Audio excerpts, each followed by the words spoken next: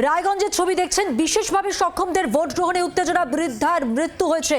স্থানীয় বাসিন্দা কালু শেখের ভোট গ্রহণের জন্য বাড়িতে যান ভোট কর্মীরা।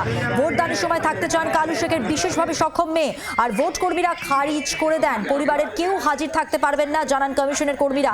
এই নিয়ে পরিস্থিতি উত্তপ্ত হয়। পুলিশ, কেন্দ্রীয় বাহিনী, ভোট কর্মী, তৃণমূল কর্মীদের মধ্যে তর্কাতর্কি বেঁধে যায়। আর তর্কাতর্কির মাঝেই কালু শেখের স্ত্রী অসুস্থ হয়ে পড়েন, হাসপাতালে মৃত্যু হয়।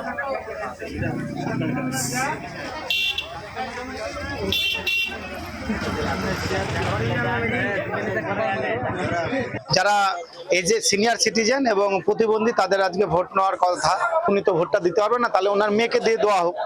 যেটা আমরা বিগত নির্বাচনগুলোতে আমরা ভোট করিয়েছি, আমাদের অভিজ্ঞতায় আমরা বললাম। তখন বলছে না, কাউকে দিয়ে ভোট দেওয়া যাবে না, ভোট উনি না দিতে পারলে প্রিসাইডিং দিবে। এই নিয়ে বচসা হয়, তখন ধাক্কা ধুক্কা দিয়ে সবাইকে বের করে দেওয়া হয় এবং বন্ধ করে ওনাকে ভোট নেওয়ার একটা বলপূর্বকের চেষ্টা হয়। ভদ্র মহিলা তফিজান বিবি, যার বয়স 87 বছর, তিনি হঠাৎ এই পরিবেশ দেখে উনি আর নিতে পারেননি। আমার বাবার ভোট নিতে আসছিল, আমার বাবা দিতে পারছিল না, তা আমরা বলছিলাম না আমরা দিব। আমার দাদা আর আমি বলছি না, আমার দাদাকে আমার থেকে ঘর থেকে বার করে দিয়েছে, আর ওইদিকে আমার মা স্ট্রোক করে মারা গেছে। কি হয়েছে, কে মারা গেল? আমার মা। আমরা ভিতর যাই,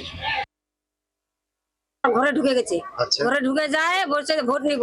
তো আমরা বলছি যে ভোট তো দিতে পারবে না, তোর ছেলে দিবে না মেয়ে দিবে।